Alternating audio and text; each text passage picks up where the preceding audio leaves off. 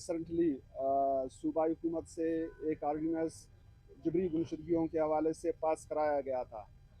जिसके बाद बलूचिस्तान का वज़ीर आला सरफराज बुगटी बड़े फ़ख्र से बड़े फ़ख्रिया अंदाज से वो कह रहा था कि जबरी गुमशुदगियों का मसला अब हल होगा,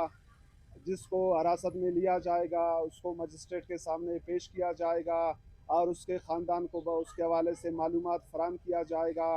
और एक बोर्ड तश्कील दिया गया है जो जिस शख्स को जबरी लापता किया जाएगा और वो जिस मुल्की इदारा की हिरासत में होगा, बाकायदा वो बोर्ड वहाँ पे जाके देखेगा कि उस पर उसके साथ किस तरह रवैया इख्तियार किया जा रहा है। लेकिन अफसोस से कहना पड़ रहा है, जिस तरह मेरी बहन ने कहा कि उसके भाई सग़ीर अहमद और उसके कज़न जंगियान को 11 जून को जबरी लापता किया गया है और आर्डीनेंस पास होने के बाद इन दोनों नौजवानों को जबरी तौर पर लापता किया गया है। तो मैं बलूचिस्तान के वज़ीर आला सरफराज बुगटी से पूछना चाहता हूँ कि आपने असम्बली के फ्लोर पर फ़ख्रिया अंदाज में कहा था कि जबरी गुमशुदगियों का मसला हल होगा, तो आप हमें बताएं कि सग़ीर अहमद जंगियान को आपके आर्डीनेंस पास होने के बाद उठाया गया है, आज तक उसको उनको न किसी मजिस्ट्रेट के सामने पेश किया गया है और न ही उनके ख़ानदान को मालूमात फराहम किया जा रहा है। और आपके आर्डीनेंस पास होने के बाद एक बलोच तलबा माजबीन जिसको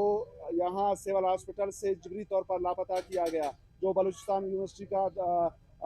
तलबा है, और इसके अलावा मैं आपके इल्म में लाना चाहता हूँ कि आपके आर्डीनेंस पास होने के बाद बलूचिस्तान में तकरीबन 100 के करीब जबरी गुमशुदगियाँ किया गया है, लेकिन उसके बावजूद भी आज तक उनमें से एक को बकौल आपके जिस तरह आपने दावा किया कि जिसको भी मुल्की इदारे हिरासत में लेंगे उनको किसी मजिस्ट्रेट के सामने पेश किया जाएगा, तो आज तक एक भी जबरी लापता अफराद को किसी अदालत के सामने पेश नहीं किया गया है। इसी वजह से हमने तंजीमी सतह पर इस खदशे का इज़हार किया था कि अब मुल्की इदारों के जो नीयत है उन पर भी हमें शक है और जो सूबाई हुकूमत है उसके नीयत पर भी हमें शक है, क्योंकि बलूचिस्तान में जब भी किसी आर्डीनेंस को पास किया जाता है या कोई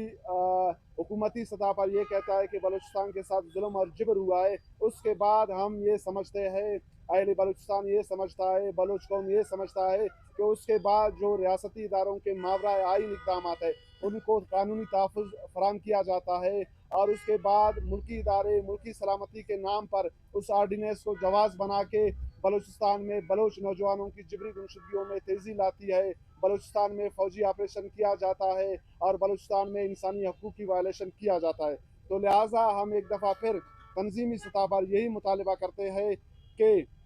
सग़ीर अहमद जंगियान बलोच तलबा माजबीन समेत तमाम जबरी लापता बलोचों पे अगर कोई इल्ज़ाम है उनको अदालत में पेश किया जाए